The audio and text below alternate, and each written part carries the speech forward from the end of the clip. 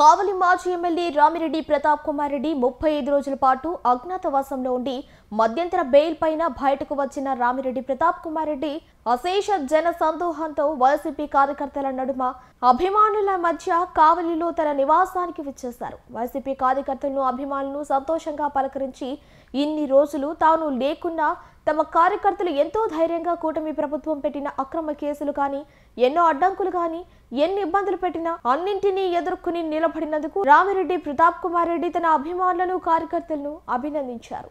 గత 35 రోజులుగా కావలి నియోజకవర్గంలో ఏ విధంగా అక్రమ కేసులు పెట్టి వేధించారో ఈరోజు ప్రతి ఒక్కరికి కూడా తెలిసిన విషయమే.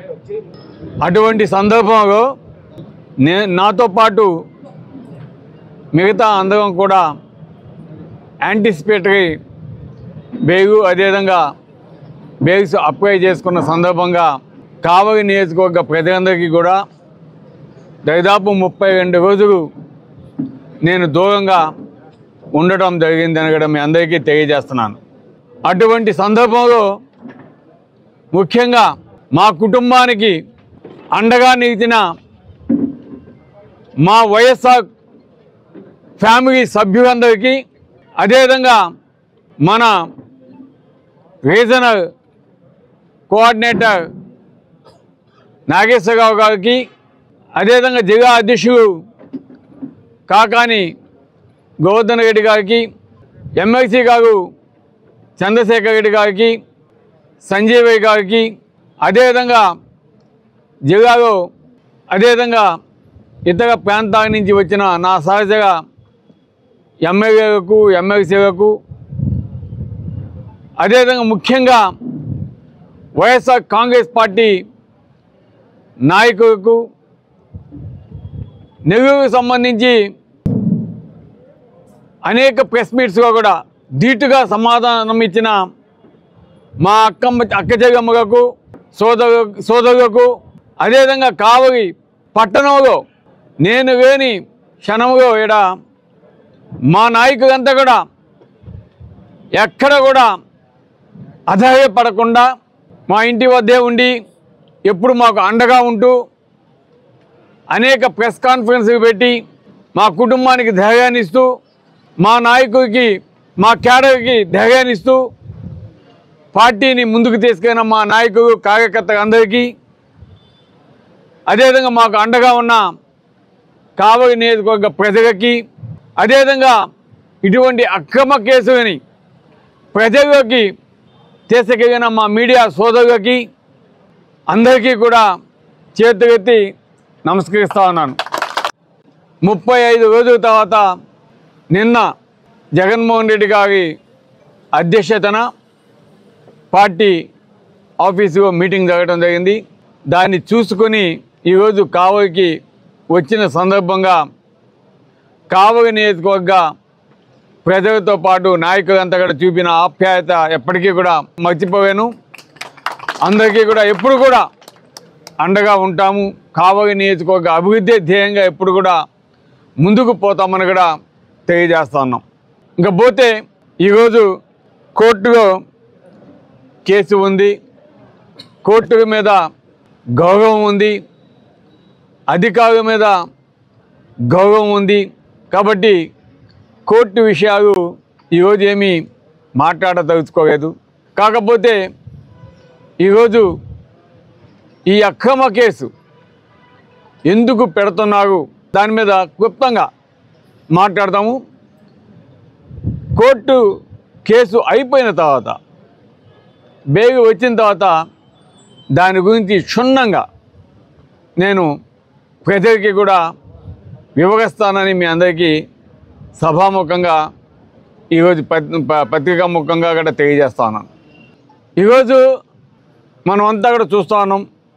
ఒక పక్క రాష్ట్రంలో ఏ విధంగా అరాచకాలు జరుగుతున్నాయో, అక్రమ కేసులు పెడుతున్నారో, ఇచ్చిన వాగ్దానాలు నెరవేర్చకుండా చంద్రబాబు నాయుడు గారు ఏ విధంగా మోసం చేస్తున్నారో ఈరోజు ప్రతి ఒక్కరం కూడా చూస్తూ ఉన్నాం. అదేవిధంగా మా నాయకుడు నిన్న చాలా సవివరంగా అందరికీ తెలియజేయడం జరిగింది.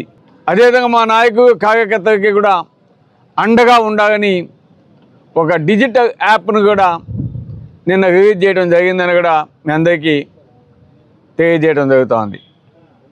ఈరోజు జగన్మోహన్ రెడ్డి గారు ఏ విధంగా కార్యకర్తలకి అండగా ఉండాలి, మనం అండగా ఉండటమే కాదు, ఈరోజు తెలుగుదేశం పార్టీ నాయకులు కావచ్చు, కార్యకర్తలు కావచ్చు, అధికారులు, కొంతమంది అధికారులు, ముఖ్యంగా పోలీస్ డిపార్ట్మెంట్ కొంతమంది ఏ విధంగా తొత్తుగా పనిచేస్తూ అక్రమ కేసులు బనాయిస్తున్నారో అటువంటి అన్యాయం మీకు జరిగితే ఈ యాప్ ద్వారా మీకు ఫీడ్ చేయండి అని ఈరోజు జగన్మోహన్ రెడ్డి గారు మా నాయకుడికి కార్యకర్తకి ఒక భరోసా ఇవ్వటం నిజంగా చాలా సంతోషించదగ్గ విషయం అని కూడా తెలియజేస్తాను.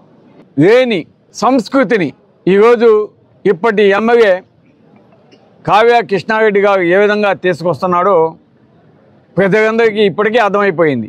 ప్రజలతో పాటు తెలుగుదేశం పార్టీ జెండాని మోసిన నాయకుడికి కూడా బాగా అర్థమైంది. ఆ పార్టీ నాయకుడితో పాటు ఒక సామాజిక వర్గానికి కూడా కావ్య కృష్ణారెడ్డి గారు అంటే చాలా చక్కగా అర్థమైపోయింది. ఆయన నిరంకుశత్వంగా ఏ విధంగా పోలీసులను అడ్డం పెట్టుకొని అణిచివేయాలా అనేది ఆయన ఒక కళ కంటా ఉన్నాడు. కానీ అది సాధ్యం కాదు. ఎందుకంటే ప్రజాస్వామ్య దేశం.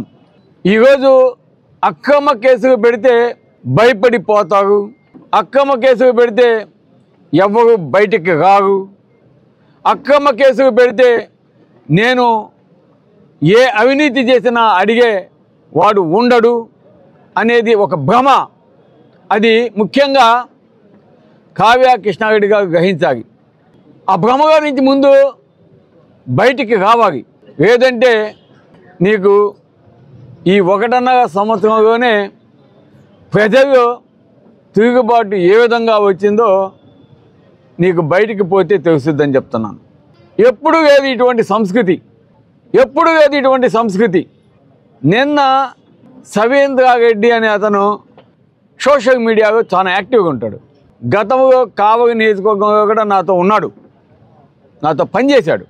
అతని బిజినెస్ ఏంది, ఒక జ్యూస్ షాప్ పెట్టుకొని ఆయన మిస్సెస్ వాళ్ళిద్దరు విజయవాడలో జ్యూస్ అమ్ముకుంటూ జీవనం సాగిస్తూ ఉన్నారు. అతనికి సోషల్ మీడియాలో స్టేట్ లెవెల్లో యాక్టివ్గా ఇవ్వడం జరిగింది. అతను సోషల్ మీడియాలో యాక్టివ్గా ఉన్నాడని ఇక్కడి ఎమ్మెల్యే ప్రోద్భవమో లేదా అక్కడి నాయకుల ప్రోద్భవమో మాకైతే తెలియదు. అతను అరెస్ట్ అయ్యాడనేది మాకు తెలిసింది. తర్వాత జగన్మోహన్ రెడ్డి గారి ఆఫీస్ నుంచి అడ్వకేట్స్, లీగల్ అడ్వైజర్స్ వాళ్ళంతా కూడా యాక్టివ్గా పనిచేయడం జరిగింది. ఇమీడియట్గా అతన్ని వాళ్ళు అరెస్ట్ చేసినా కూడా కోర్టు సరైన డెసిషన్ తీసుకుని ఇమీడియట్గా ఎక్కడున్నా సరే ప్రవేశపెట్టాలని చెప్పటం, పోలీసు అనేక అబద్ధాలు చెప్పినా కూడా వాటన్నింటినీ కూడా వాళ్ళు గమనించటం, వారికి అక్షంత వేయటం, ఇవన్నీ కూడా జరిగిపోయినాయి. కానీ మన కావ్య కృష్ణారెడ్డి అనే వ్యక్తి కాడ ఉన్న ఆగిబాబా నలుగురు దొంగలు ఉన్నారు. అది కావలి నియోజకవర్గం కాదు, ఇప్పుడు స్టేట్ లెవెల్గా కూడా బాగా అర్థమైపోయింది వాళ్ళందరికీ కూడా. ఎట్టా జగన్మోహన్ రెడ్డి గారు వాళ్ళకి సినిమా చూపిస్తాడు, అది తా సంగతి. ఆ నలుగురు దొంగలు అసలు ఏ విధంగా రాస్తారంటే, ఆ సవేంద్ర రెడ్డి ప్రతాప్ రెడ్డి కాడ ఉన్నాడు, ఎలక్షన్స్ అయిపోయిన తర్వాత విజయవాడ పోయేసి జ్యూస్ షాప్ పెట్టుకున్నాడు, అది బాగా జరగడం, గంజాయి వ్యాపారం చేస్తాం. అంటే మీరు పెట్టే అక్రమ కేసు ఏ విధంగా ఉన్నాయంటే గంజాయి కాదు, డ్రగ్స్ కూడా పెడతారు.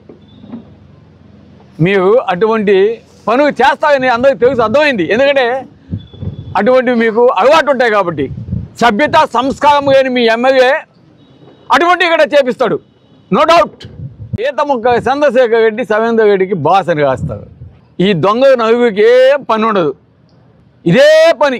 కోర్టులో నా బెయిల్కి సంబంధించిన డేట్ వస్తుందంటే ఏబిఎన్లోనో లేదా TV5లోనో ఈ ఆగిబాబా నలుగురు దొంగలు ఇంకా చూసుకోండి. చెవిరెడ్డి భాస్కర్ రెడ్డి అంటాడు, ఎక్కమని అంటారు, అది అంటారు, ఇది అంటారు, ఇష్టం వచ్చినట్టు వాళ్ళు చేపిస్తూ ఉంటారు. మీరు ఎన్ని చేసినా కూడా తగిన ఆధారాలు కాకపోతే కోర్టు అవన్నీ కూడా తీసుకోవు. వారికి కావాల్సింది ఆధారాలు. సరే, అదంతా వదిలేద్దాం. కావలి నియోజకవర్గానికి వస్తే ఈరోజు నా మీద ఒక చక్కటి డైరెక్షన్లో ఎవరో ఆ డైరెక్టర్ కానీ మనకి చాలామంది తెలిసి ఉంటుంది అనుకుంటాను. కావ్య కృష్ణారెడ్డి కాడ ఆ డైరెక్టర్ పనిచేస్తున్నాడు ఇప్పుడు కొత్తగా, వైఎస్ఆర్సీపీకి సంబంధించిన వ్యక్తి అనుకుంటాను. అది టీడీపీ పాత నాయకుడికి అందరి దగ్గర తెలిసిపోయింది. వాళ్ళ డైరెక్షన్లో ఏ విధంగా కేసులు పెట్టాగా, ఏ విధంగా ఇరికించాగా, ఏ విధంగా వైఎస్ఆర్ కాంగ్రెస్ పార్టీ నాయకుడిని ఇబ్బంది పెట్టాగా అని ఒక పెద్ద స్టోరీ అడగటం జరిగింది. అది కూడా ఎందుకు జరిగిందంటే ఈరోజు కావ్య కృష్ణారెడ్డి అహంకారంగా ఏ విధంగా మాట్లాడుతున్నాడో సర్వసభ్య సమాజం తలదించుకునే విధంగా అసభ్య పదజాలంతో సంస్కృతిని మరిచి ఆయన పబ్లిక్ మీటింగ్స్లో, ప్రెస్ మీట్స్లో ఏ విధంగా మాట్లాడుతున్నాడో మన ఆంధ్రప్రదేశ్ మొత్తం కూడా తెలిసిపోయింది. ఆయన చేస్తున్న అరాచకాలు కూడా ఆల్మోస్ట్ చంద్రబాబు నాయుడు కాడి నుంచి, లోకేష్ కాడి నుంచి ప్రతి ఒక్క మినిస్టర్స్ కూడా తెలిసిపోయింది. ఎందుకంటే ఆయన చక్కగా నాకు 30,000 పైచీలకు మెజార్టీ ఇచ్చారనేది చెప్తా ఉంటాడు. ఓకే, సంతోషం. ఎవరికి కానీ మెజార్టీ నీకు ఇచ్చారు గాలిలో, కాబట్టి నువ్వు కావలి నియోజకవర్గాన్ని అభివృద్ధి చేయాల్సిన బాధ్యత నీ మీద ఉంది. నువ్వు కావలి నియోజకవర్గానికి అభివృద్ధి చేసేదానికి ఏమైనా కొత్త పనులు ఎత్తుకొచ్చి చేస్తే చాలా సంతోషం. లేదా మేము తెచ్చిన ఈ ట్రంక్ రోడ్డు కావచ్చు, లేదా ఫిషింగ్ హార్బర్ కావచ్చు, లేదా సచివాలయ ఓపెనింగ్స్ కావచ్చు, హెల్త్ సెంటర్స్ కావచ్చు, లేదా ఇంకేమైనా రోడ్స్ కావచ్చు, అవన్నీ కూడా కంప్లీట్ చేయొచ్చు. కావలి ట్రంక్ రోడ్ చేయొచ్చు, సంగం బైపాస్ కెనాల్ కూడా చేయొచ్చు, కావలి బ్యాలెన్సింగ్ రిజర్వాయర్ కూడా చేయొచ్చు, డిఎం ఛానల్, డిఆర్ ఛానల్ అవి కూడా చేయొచ్చు. చేస్తూ ఉంటే ఆడగడ వాటాలు కుదరటం పాపం. సో ఇవన్నీ కూడా చేసుకుంటే పోతే పర్వాలేదు. కానీ ఏదో గతంలో బేదా మస్తాన్ రావు గారు, బేదా రవి తెచ్చిన వర్క్స్ కాకుండా కొత్తగా నువ్వు ఏం తెచ్చావు అది చెప్పాల్సిన బాధ్యత ఈరోజు ఎమ్మెల్యే గారి మీద ఉంది. ఒక్కటంటే ఒక్కటి, ఈ ఎన్ఆర్జీసీ కాదు, స్థిరమైన దీర్ఘకాలిక ప్రయోజనాలు ఉండే ప్రాజెక్ట్స్ ఏం తెచ్చావు, ఏం చేసావు అనేది ఈ 1.5 yearలో మేము అడుగుతాను. అది వదిలేసి ఎంత కాటకి కూడా మా మీద బోధ జరిగే కార్యక్రమాలు, వైఎస్ఆర్ కాంగ్రెస్ పార్టీని ఏ విధంగా భ్రష్టు పట్టించాక 1.5 year అయింది. ఆల్రెడీ ప్రజలు ఒక మీరు అనుకున్నట్టు తీర్పు మీకు ఇచ్చారంటే మమ్మల్ని వద్దనుకునే కదా. ఇప్పుడు మీరు మంచి పేరు తెచ్చుకోవాలంటే బాగా చేయాలి. కానీ మా మీద పడి ఏడ్చే బదులు, మా మీద బోధ జరిగే కార్యక్రమాలు పెట్టే బదులు మీరు ప్రజలకు ఏం చేస్తున్నారో చెప్పాల్సిన ఆవశ్యకత ఉంది. ఈరోజు ప్రతి ఒక్కటి రివర్స్ అవుతా ఉంది. చూడండి, మీరు ప్రతాప్ రెడ్డి 123 ఎకరాలు గవర్నమెంట్ భూమిని ఆక్రమణ చేశాడు. దాని మీద ఊసు లేదు, ఏమీ లేదు. ధన పోయి రియల్ ఎస్టేట్ అని భయపించాడు. టప టప టప అని ఒక పార్టీగా కొంతమందిని చేర్చుకున్నాడు. అక్కడ ఏదో మ్యామ్యా అయిపోయినాయి. ఈరోజు అన్ని సెటరేట్, ఎవ్రీథింగ్ ఓకే, డన్, ఓకే, ఎవడైనా కట్టుకోవచ్చు, ఎవడైనా పోవచ్చు. పోయేసి మున్సిపాలిటీగా ఈ అమౌంట్స్, పెనాల్టీ అమౌంట్స్ కట్టేసేయచ్చు, చేసేసుకోవచ్చు. ఇప్పుడేం ఎక్కడ నోలేదు. ప్రతాప్ రెడ్డి మంచివాడు లెక్క. ఈరోజు ఎక్కడ పట్టినా కూడా ఈరోజు నా మీద ముఖ్యంగా ఈ అక్రమ కేసు పెట్టించడానికి అటెంప్ట్ మర్డర్ ఆ కథ కూడా డైరెక్షన్ నాకేది నచ్చలేదబ్బా. సినిమా ఈ ఓజీ గానే ఉంది. అవిహార వీరమ్మకి పోయింది, తర్వాత ఓజీ వచ్చింది, ఓజీ కూడా ఎత్తేసిందో. అట్లాగే కృష్ణారెడ్డి కాడ పనిచేసే డైరెక్టర్ బాగాడు. డైరెక్టర్ని మార్చుకోగా. సో ఆ డైరెక్షన్ బాగైతే అది ఫెయిల్ అయిపోయింది, ఆ సినిమా కూడా ఫెయిల్ అయిపోయింది. మీరు నా మీద అటెంప్ట్ మర్డర్ కేసు పెట్టారంటే కావలి నియోజకవర్గ ప్రజలందరికీ అర్థమైంది. మీ నెత్తిన మీరు చేయి పెట్టుకుంటున్నారు, భస్మాసుడు కాగా ఏ విధంగా పెట్టుకుంటున్నారో అట్టా కృష్ణారెడ్డి ఈరోజు ఆయన నెత్తిన ఆయనే చేతు పెట్టుకోవడం జరిగిందని కూడా తెలియజేస్తాను. ఈరోజు వీటన్నిటికీ కూడా కారణం ఏంటంటే ముఖ్యంగా ఇది చాలా ఇంపార్టెంట్. కావలి నియోజకవర్గ ప్రజలు, పేద ప్రజలు ముఖ్యంగా, అదే పోలీసు డిపార్ట్మెంటు, రెవెన్యూ అధికారులు ఎవరైతే నష్టపోయారో మనీ స్కీమ్ ద్వారా వాళ్ళకి ఎటువంటి న్యాయం చేయకుండా ఆ మనీ స్కీమ్ అతని కాడి నుంచి ఏ విధంగా ఇదంతా కలిపి 10 రోజులు ఆయన ఇంట్లో పెట్టుకొని డబ్బులు కొట్టేశాడు. కావ్య కృష్ణారెడ్డి కొట్టిన 100 కోట్లు కావచ్చు, డిఎస్పీ గారు, సిఐ గారు వాళ్ళు కొట్టిన అమౌంట్స్ కావచ్చు, వాళ్ళ డిపార్ట్మెంట్లో పాపం ఎంతమంది కట్టారో ఈరోజు వాళ్ళ కుటుంబాలు ఏమైపోయినా ఒక కుటుంబంలో పాపం ఒక అతను ఆత్మహత్య కూడా చేస్తున్నాడు.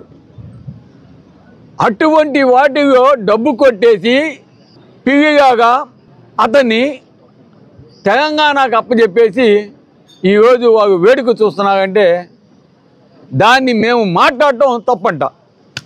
నిన్న ఒక వాట్సాప్లో నేను ఒక మెసేజ్ చూశాను. ఆ మెసేజ్ పెట్టిన వ్యక్తి పేరు కూడా ఆల్మోస్ట్ ఇక్కడ ఉన్న మీడియా సోదరులు కావచ్చు, కావలి నియోజకవర్గంలో అందరికీ కూడా తెలుసు. ఏందిగా అని చూస్తే ఒక బిజియెస్ట్ సెంటర్ అంట ఒక గుంట పడిందంట. ఒక బిజియెస్ట్ సెంటర్ ఒక గుంట పడిందంట. ఆ గుంట కూడా ఒక 2 అడుగు 3 అడుగు ఒక పెద్ద గుంట పడిందంట. అక్కడ చదివాను నేను, మ్యాటర్ చదివా, నాకే ఆశ్చర్యం వేసింది.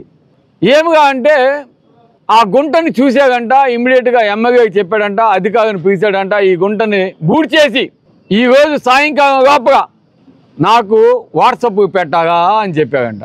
సంతోషం, మంచిది. ఎందుకంటే గుంట పడినప్పుడు ఇన్కన్వీనియంట్గా ఉంటుంది, స్టూడెంట్స్ పోతూ ఉంటారు, వెహికల్స్ పోతూ ఉంటాయి, బైక్స్ పోతూ ఉంటాయి, ప్రమాదాలు జరగవచ్చు. అవన్నీ కూడా రెక్టిఫై చేయాల్సిన బాధ్యత ఒక ఎమ్మెల్యేగా ఒక చూసినప్పుడు చేయించాల్సిన బాధ్యత మన మీద ఉంటుంది. ఆయనైనా సరే, నేనైనా సరే, ఇంకెవరైనా సరే, వార్డు కౌన్సిలర్ అయినా సరే, సర్పంచ్ అయినా సరే చేయించాల్సిన బాధ్యత ఉంటుంది.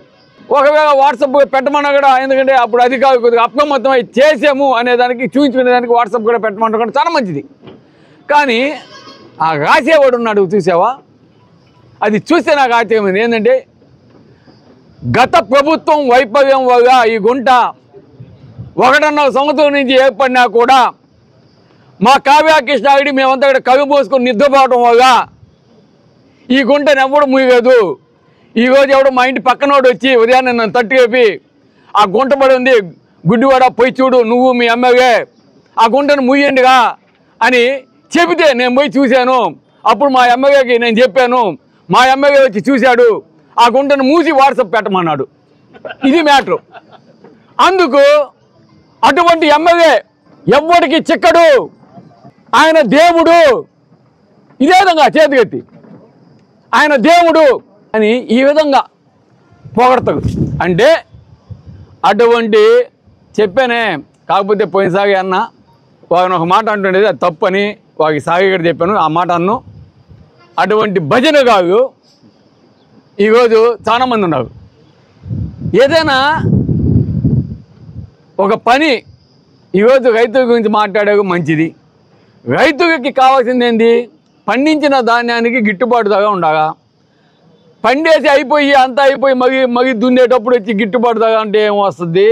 లేదా రైతులకి నీరు ఇస్తామంటే, రైతులకి నీరు కావాలంటే సంగం బ్యారేజ్ కెనాల్, డైవర్షన్ కెనాల్, అది నేను చేయిస్తా అని మాట ఇవ్వగా, కావలి చెరువు బ్యాలెన్సింగ్ రిజర్వాయర్ చేయిస్తాను అని మాట ఇవ్వగా, నా టైంలో DM channel DR channel complete చేస్తా అని మాట ఇవ్వగా, అటువంటివి ఇవ్వండి. ఈ గుంటలు అక్కడక్కడ కొద్దిగా తాగేసి రోడ్డు మీద పోయేవాళ్ళు ఇవి కాదు అని చెప్తున్నాం. సో కావలి నియోజకవర్గాన్ని అభివృద్ధి చేసేదానికి ఈరోజు నీకు 32,000 మెజార్టీ ఇస్తే నువ్వు చేసేది ఏందని కూడా మేము అడుగుతా ఉన్నాం. అభివృద్ధి కావచ్చు, మావి కావలి మద్దుపాడు దాకా రుద్దుకోట దాకా మన బస్సుకు పోతుంటాయి. దాదాపు 35 కిలోమీటర్స్ 40 కిలోమీటర్స్ ఉంటుంది. రాను బాను 40-80 కిలోమీటర్స్.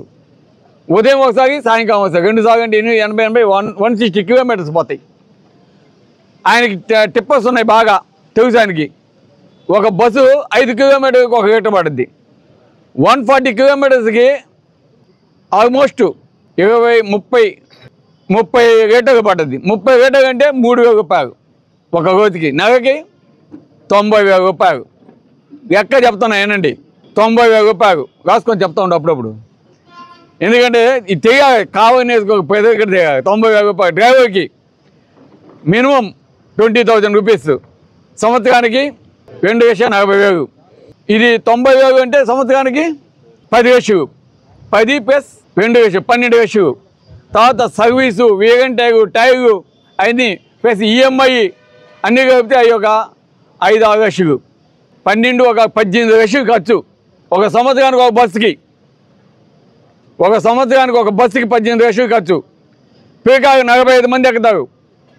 కావలి నుంచి ఆడబోయేసి వస్తే ఇచ్చేదంతా 15,000. 40 × 15 అంటే 5 లక్షలు వస్తుంది అనుకోండి. 10 లక్షలు నాకు బొక్క. అట్లా 36 బస్సులు 3.5 కోటి మా జోబు నుంచి పెడతాను కృష్ణాగడి గారు. నీగాక మెట్టలు అమ్ముకోవటం, టిప్ప వేసుకోవటం, చంపటం అలవాటైపోయింది నీకు. అటువంటి పిల్లల జోలికి నువ్వు పోతున్నావు అంటే ఎంత దుర్మార్గుడివి. ఒక టీచర్ అయ్యి ఉండి నువ్వు ఇట్లాంటి చేయొచ్చా అని నేను అడుగుతా ఉన్నా. మానుకో, అట్లాంటివన్నీ మానుకో. కావలికి మంచి చేయి, పిల్లలకి మంచి చేయి, చదువుకునే పిల్లలకి, హెల్త్, రైతులకి వాళ్ళకి మంచి చేయి. ఏదో నువ్వు నేనా చూసుకున్నాగా వాటి జోలికి పోతావు. కాబట్టి నువ్వు ఈరోజు నీ బండారం అంతా కూడా ఎక్కడ బయటపడద్దు అని, నువ్వు చేసిన అవినీతి మనీ స్కీమ్ ఏడ బయటపడద్దు అని, నువ్వు చేస్తున్న మైనింగ్ మాఫియా ఎక్కడ బయటపడద్దు అని ఈరోజు ఎవ్వరిని కూడా కానివ్వదు కదా అక్కడికి. అదేవిధంగా నువ్వు చేస్తున్న గ్రావల్ పాపం వృద్ధు కూడా ప్రజలు అప్పుడేదో పాపం ఏదో కొద్దిగా పాపం ఆ రోడ్డు కోసం కొద్దిగా ఎత్తుకుంటే ఆహా ఓహో అని పాపం అన్నారు. ఈరోజు పాపం అంటున్నారు, వాడు అమ్మ మాట్లాడితే సావనోకి తట్టున్నాడు, కేసుకు పెట్టి మమ్మల్ని కాపేసేది మాకెందుకు స్వామి అంటున్నారు వృద్ధు కాటోకు. ఒకడు మాట్లాడితే ఒట్టు, ఆ రోజు ప్రతి ఒక్కడు కూడా మాట్లాడేది దగదత్తి. ఆ సుబ్బారాయుడు ఓని కొట్టుకుంటున్నాడు, ఇవి అంతా పమిడి కవికి మొత్తం ఇదంతా మాఫియా చేస్తున్నాయి. కానీ ఆయన కూడా ఎక్క చేయడం లేదు, ఎవరు ఎక్క చేయడం కాదు, ఏ అధికారిని ఎక్క చేయడం కాదు, విచ్చగవిడి. సో ఇవన్నీ కూడా ఎక్కడ మేము 70mm చూపిస్తామని భయంతో అక్కడ పోనీయకుండా మా వాళ్ళు ఒకవేళ తెలుసో తెలియక డ్రోన్ కెమెరా ఎత్తితే వాడిని ఆడ కత్తులు పెట్టి చంపడానికి వచ్చామని వాడిని కొట్టి చెప్పించి వాడితోటి మా ఓడితోటి వాడు మా ఆఫీస్గా ఉండేవాడు. సో ఈ విధంగా చేయటం కరెక్ట్ కాదు. ఇది కోర్టులో ఉంది కాబట్టి దాని గురించి ఎక్కువ మాట్లాడటం, ఎందుకంటే మా కోర్టు మీద గౌరవం ఉంది, నమ్మకం ఉంది. కాబట్టి ఇటువంటివి ఆపేసి ఇవే చేస్తాము, అక్రమాలు చేస్తాము, ఇదే విధంగా దోచుకుంటాము అంటే తప్పకుండా మీ సినిమా మటుకు 70mm. మీకు పెట్టినా కేసు పెట్టినా భయపడను. చెప్పాను కదా మా ఇంటి వాళ్ళు, నువ్వు ట్రై చేసుకో, బెయిల్ వస్తే బెయిల్ కాకపోతే పోతా ఉండు జైలుకి. మాకేం భయం లేదు, మేమేం భయపడము అని నాకు చెప్పేస్తున్నాను కూడా చెప్పాను. కాబట్టి ఈడెవ్వరు భయపడవు. కాబట్టి ఈరోజు ముఖ్యంగా నేను లేని సమయంలో కావలి నియోజకవర్గంలో వైఎస్ఆర్ కాంగ్రెస్ పార్టీ స్ట్రాంగ్గా ఉందని మా కావలి నియోజకవర్గ నాయకులు, కార్యకర్తలు, ప్రజలు మాకు అండగా ఉండి, మా కుటుంబానికి మాకు అండగా ఉండి ధైర్యాన్ని చెప్పినందుకు, వాళ్ళతో పాటు జిల్లా నుంచి అందరూ కూడా వచ్చి మాకు అండగా నిలబడినందుకు, అదేవిధంగా జగన్మోహన్ రెడ్డి గారు మాకు అండగా ఉన్నందుకు మేము ఎవ్వరికి భయపడం, మీరు పెట్టే అక్రమ కేసులకు భయపడం, మీ తాటాక చెప్పులకి కూడా భయపడమని కూడా తెలియజేస్తున్నాం. ఇప్పటికన్నా ఒకటి, పోలీసు డిపార్ట్మెంట్లో మీరు పక్షపాతంగా వ్యవహరించకుండా సరైన మార్గంలో పోతే మీకు ముందు కూడా ఫ్యూచర్ బాగుంటుంది. లేని పక్షంలో ఆ 70mm మీకు 35mm అన్నా చూపిస్తాం మేము. కాకపోతే కొంతమంది మాకు సహకరించిన పోలీసులు, కొంతమంది సిఐలు, వారికి కూడా ధన్యవాదాలు.